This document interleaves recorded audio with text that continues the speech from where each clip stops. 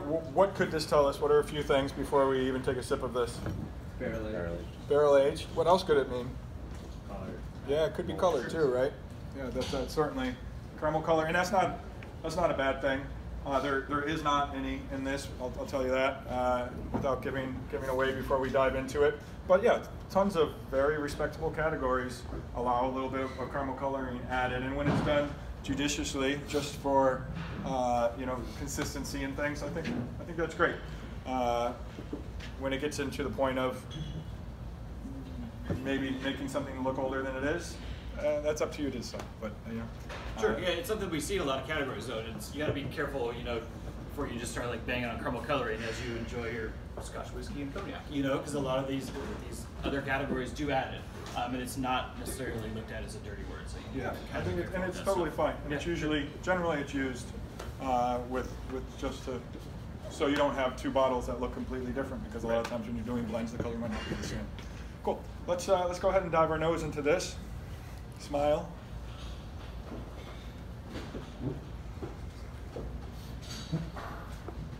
I swear that like last night, somebody had a gin martini in the glass prior to me getting my whiskey.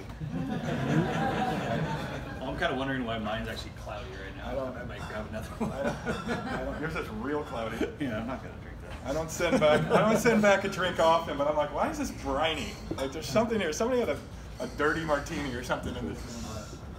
All right, so not to put dirty martini in your head right before we start talking about tasting notes. Yeah, tons of olive in it. Blue cheese just. Dirty martini wash, yeah. That was it. I ordered it that way. All right. So on the nose, this is also. Boy, this kind of actually made my hair stand on end a little bit. Woke me up. What do we got going on in the nose here? Black cherry. What's that? Black cherry, vanilla, banana,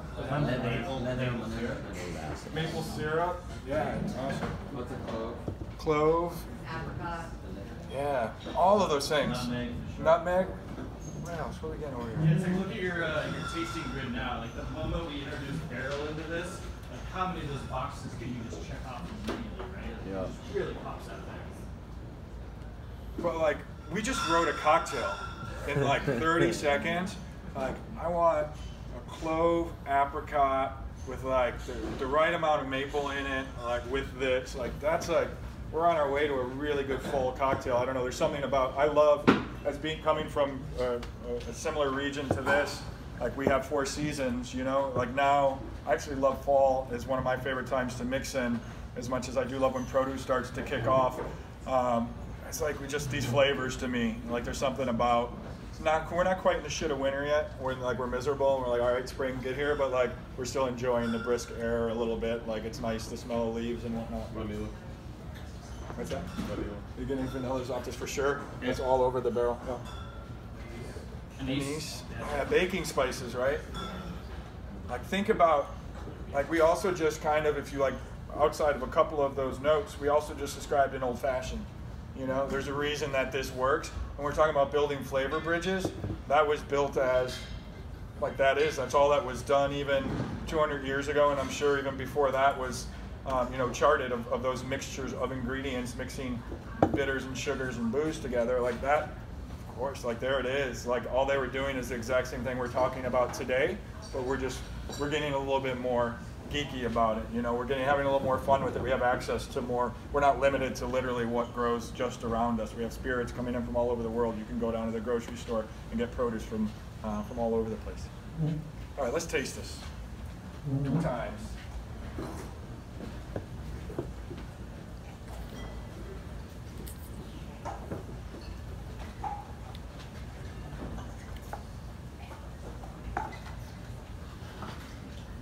What's the first thing you notice when you're tasting this one? For me, it's texture, right? Like there's a grip in this one that we haven't tasted yet today. See a lot of people kind of doing this, Timing. right? You kind of like getting your tongue around, kind of like wiping away the tannins. What were you saying? We just suggested for the first time. He's saying tannins. Yeah, it's the first time that we've been introduced to tannins today. We've tasted a bunch of booze, even that gin, the very first, and that is the first booze that I had. Yeah. Just a lot. That is a lot. It is. I did. I had to think about it, but it was almost. It's the second booze that I had today. The gin went down like it was surprisingly crisp and clean for an overproof, for a higher proof spirit. And this is delicious, but it's those tannins that do create a reaction. I love whiskey. It's a great reaction, but when you've had a bunch of unaged spirits and you get that first one that has a good amount of barrel influence, like it does something different that we haven't had on our tongues yet. Right now, that effect for me, and I'm not sure what happened if I hadn't drank the other ones, but it's adding this metallic quality to the spirit too. Interesting. Like, Yeah. I'm like super dry. Yeah. My tongue is totally dried off right now. I wonder if that's the reaction that like you're having that association with. But like I'm dry, which makes me want to go back and have another sip of it for sure. Whereas the gin really had me going. It was maybe a little bit weightier in the mouth. Like this one has gotten in it. But this again, these aren't rules. This is not black and white. We each are going to have our own experience. We're going to have some overlap for sure. But it is, we all experience it a little bit differently. So what else do we have? So once we get past the tannin and the wood aspect of this, what do we have? What is it? So how is this talking to us? When you chew on it, the structure is changing and this background is oily. Yeah, I mean, it's got length to it. It's got a lot going on. Yeah, that barrel really adds texturally something different, and it creates a different kind of length, which you do get from some things like, you will get it with gins, you will get it with tequilas, but the wood really does add finish to it. That's a little bit different layers for sure. It's a little less, although this isn't aged a crazy amount of time, the raw materials we're talking about that it's coming from are still evident, but not as so much as if we were drinking, say, a Scotch, for example, that's seen a much lighter barrel, not a fresh charred barrel. This is the decision we make. Is this the rye? What's that? Is this the rye? This is the bourbon. So, but Stevia quality? That's going to be corn, most likely. Okay. yeah, I don't have that association. I don't know what it tastes like. I'm gonna have to try a little bit.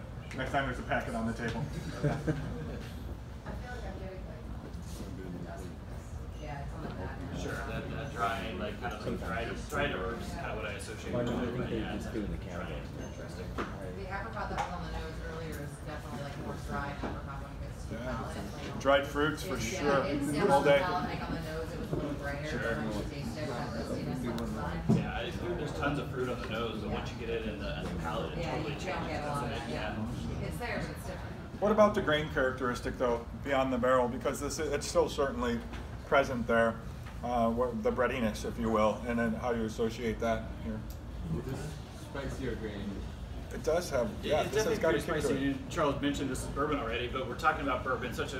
So many different things that go into the process that can change just a bourbon, right? Whether it's, but mash bill is one of those that we talk about. Huge This one part. specifically is a high rye bourbon. So like trying to do this on a blind tasting compared to a lot of ryes, maybe not the BUHLER rye, which is extremely high rye, but it changes everything. The mash bill, it's a decision they're making to make this a spicier style of bourbon. And I think especially when you're in, to me this is very indicative of the category of traditional bourbons and traditional ryes. And there's a lot more we are seeing with the advent of a lot of small distilleries pop up. It's not for better or worse, we're seeing new styles introduced because we're seeing a lot of younger whiskeys show up on the market that are really grainy still, which might be your deal. And that's not, it's just, this is just something that wasn't around, even 10 years ago. We're seeing all of these different styles.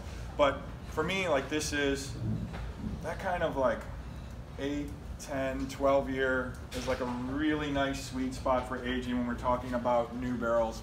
I think it does great justice to the balance between, yeah, we're getting all of that delicious bold wood that we demand in our whiskeys, literally by law, to put bourbon or rye in the barrel, but you still get the grain characteristic as well. And it's even when I was purchasing at my bar, we might keep a bottle of some of the older stuff for American whiskeys on the back bar, but it would never be my go-to 21-year, 23-year-old it's just, to me, almost, I've had great ones, but almost all the time I feel like I'm just chewing barrel. It's so overwhelmingly tannic, where a Scotch can do that. They're using spent barrels. They're made, you know, you're still tasting bold malted barley and single malts, even that are in their 20s and beyond. Once American whiskey, in my opinion, it gets to that point, it's a very different party. And for my money, quite honestly, I don't need to spend $260 on a bottle of something that's super old. But like, and as we talk about like decisions being made too, what's another big difference between someplace like Scotland and someplace like Kentucky when it comes to aging? The weather, absolutely, of course. Scotland has a far more cold weather, right? So it's going to evaporate at a slower level. It's going to interact with the wood at a much slower rate than it would in Kentucky, let alone going somewhere down to the Caribbean or something where a few years in a barrel pulls out all those characteristics. You know, a 5-year-old rum will drink like a 12-year-old bourbon. Will drink like a 18-year-old Scotch very quickly. Yeah. And I think there's been like some of the labeling in this category as well has gotten even more important. That designation of having straight on the label is one that for me has become more important over the years. You know, it guarantees you, so we need at least 2 years in the barrel once we have the straight designation, but if less than 4, we need to say how old that is. And I just recently, for the first time, saw some of the first spirits that actually said like 3-year-old on there. And like before, nobody wanted to be, like why the hell would you want to be the 3-year-old bourbon? Just wait for and get it out there so you didn't have to put the age signifier on. We know that that's a minimum of that. And we are looking at 6, 7, 8 years in what we're drinking now, and obviously there's blending that happens with it between the barrels. I'm sorry? Just hearing voices from beyond, but it does help us to do that. And there's, and this is, I mean, we're in a room full of bartenders. Speaking frankly, you know, 10 years ago when I opened my first kind of full-fledged cocktail bar, the only ryes on the market we had, you can get Overholt, you can get Turkey, and you can get Beam, and that was it. Rittenhouse maybe was like, they didn't really even get shipped up even into a market as big as Chicago at that point. Nobody was using it that much. And then a new one came up from the Midwest, and like it was kind of like hurt my feelings a little bit when it then came out that they added whiskey flavoring to it, or like antique flavoring or something to it afterward. I was like, damn, I made a lot of Manhattans with that whiskey, and there was, you know, back in the day when because there just weren't options out there. But having that straight designation also guarantees that nothing else is added in it besides grain, water, barrel done, and that's it. So good to know. So as we taste this, and this is, I do think it's very indicative, but it's spicy. It is, I mean, think about, because you can put other bourbons in this same age group and it, with it, like, are they weeded? Are they maybe have no rye at the back end of it? Totally different. Delicious also.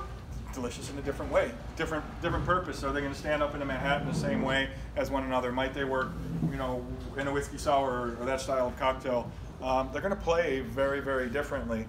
I think a Manhattan is one of the most interesting ones for me. It's one of those cocktails that I feel like now it's gotten much better, but we just have like this programming to grab the same ingredients and do a 2-to-1 with Carpano in it. And to me, like, I love that vermouth, but man, not every whiskey is made to pair with those flavors. Like if I want a bourbon or a rye Manhattan, that vermouth is a big dog, like in the room, and it can bully it. And oftentimes with a lot of whiskeys end up with a vermouth cocktail and not a whiskey cocktail. So it's the decision of what you want to do with that. What whiskey are you using? What is, you know, what's your ratios? Maybe you're doing a blend of vermouths. Are you serving it up or on the rocks? Can play a big role in that. Where does your head go with this? Talking about the tasting notes, and how do you see this working in a cocktail? Thoughts? Do we just want to drink it neat out of the glass? Because I'm okay with that. Could do bourbon Ricky with it. Yep. Sure. What about it would draw you that direction? The rye going on it because of the lime. I like that a lot. It does have a limestone quality to Just it. keeping it real, just austere and dry, and kind of doubling down on I it, always dry find and that bourbon tannins. has a very, very limestone quality to it. I like that. With lime juice, not that it's limestone. I like You know those aren't the same thing. I like that. I like that combination. Sure. Cool. So All right. what do you do? What's that? What are we doing? This is the bullet bourbon. Yeah. Awesome. Yeah. Again, we won't throw any crazy curveballs on you, unless. let's